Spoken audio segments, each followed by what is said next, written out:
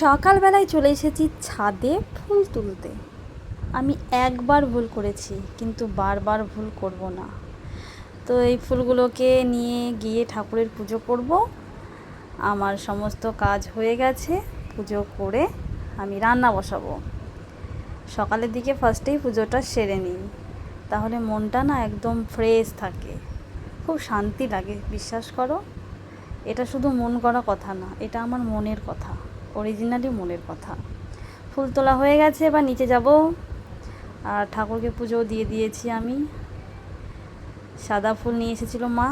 রাস্তায় বড়দিদের একটা ফুল গাছ আছে, সবাই তুলে নেয়। আর এরা দুজন হচ্ছেন, একটা আমার ঠাম্মা শাশুড়ি আর একজন বাপি, মানে আমার শ্বশুরমশাই। যাই হোক, রান্না বসিয়ে দিয়েছি। আর কালকে রাত্রে দোকানের এটা মাটন, তার সাথে পাশে আছে ভেজ ডাল। আর কালকে যে চিকেনটা করেছিলাম, নিট মাংসগুলো থেকে গিয়েছিল, তাই তোমাদের দাদা ভাই বলেছিল যে ওগুলোকে রেখে দেবা, সন্ধ্যাবেলায় পকোড়া করবো। তো ফ্রিজে রেখে দিলাম। আর ডিওকে খেতে দিয়ে দিয়েছি। সকালবেলা আজকে ভাতই দিলাম, বিস্কুটটা খেতে অত পছন্দ করে না। সকালে যেহেতু ভাত হয়ে যাচ্ছে তাই ভাত দিই। আর এখানে ও চিৎকার চেঁচামেচি দেখো। অ্যাকচুয়ালি ব্যাপারটা হচ্ছে, কেউ যদি গেটে জোরে জোরে বাড়ি দেয় তো ও মানে চিল্লাতে লাগে, তো সেই রকমই ব্যাপার ঘটেছে। তো যাই হোক, আমি রান্না বসানোর জন্য সমস্ত সবজি কেটে নিয়েছি। সুধর্ণকেও ঠাম্মা দুটো বেলুন আর একটা গাড়ি কিনে দিল। এর আগের দিন একটা গাড়ি কিনে দিয়েছিল, সেটা সঙ্গে সঙ্গে ভাঙা হয়ে গেছে। আর এই দুটো বাজবে না, বেলুনটা আর একটু পর ফেটে যাবে, গাড়িটাও ভেঙে যাবে। যাই হোক, নারকেল খাবো খাবো করছিল, নারকেল নেওয়া হয়েছিল। তো সুধর্ণ বলল, মা নারকেলটা ভেঙে দাও। তো আমি ভাঙতে পারছিলাম না, সুধর্ণ মাটিতে জোরে ফেলেছে, ভেঙে গিয়েছে। তো প্রচণ্ড খুশি।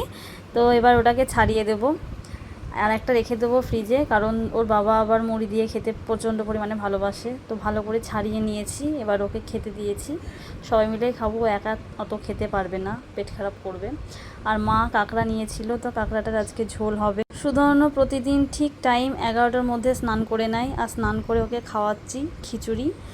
আর এদিকে আজকে করবো ডিমের ঝোল, আন্ডা হবে আজকে। তার জন্য আলু ফার্স্টে সেদ্ধ করে নিয়েছিলাম, তাই অল্প একটু তেলে ভেজে নিচ্ছি, তাহলে ভালো লাগে। আর কাঁকড়াটাকেও ধুয়ে নিয়েছি। এদিকে ডিমের ঝোল করার জন্য পেঁয়াজ টমেটো ভাজা শুরু করে দিয়েছি। আলুগুলোকেও দিয়ে ভালো করে কষিয়ে নিচ্ছি। একটু গ্যাসটাকে জোরে দেওয়া হয়ে গিয়েছিল বলে কড়াইটা কেমন কালো কালো হয়ে গেছে।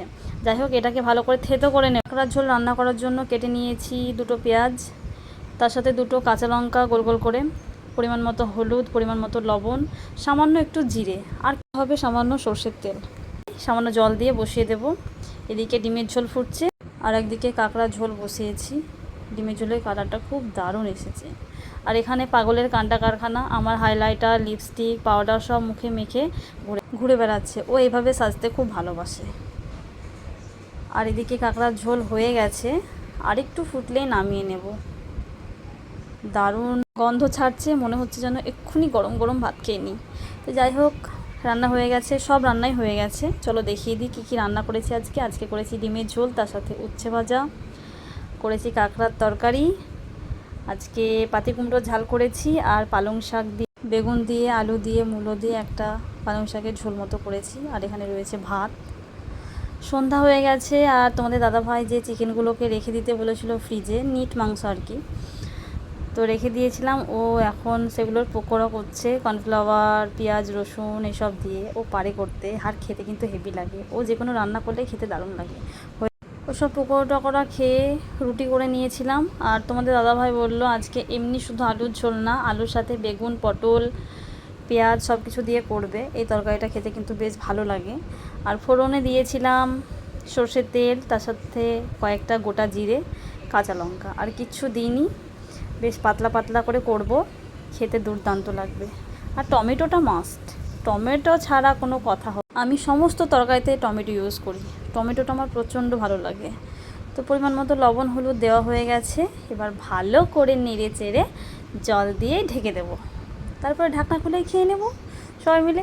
তো আজকের মতো এই পর্যন্তই, আবার কালকে দেখা হবে নতুন একটা ভিডিও নিয়ে। সবাই ভালো থেকো, সুস্থ থেকো, গুড নাইট।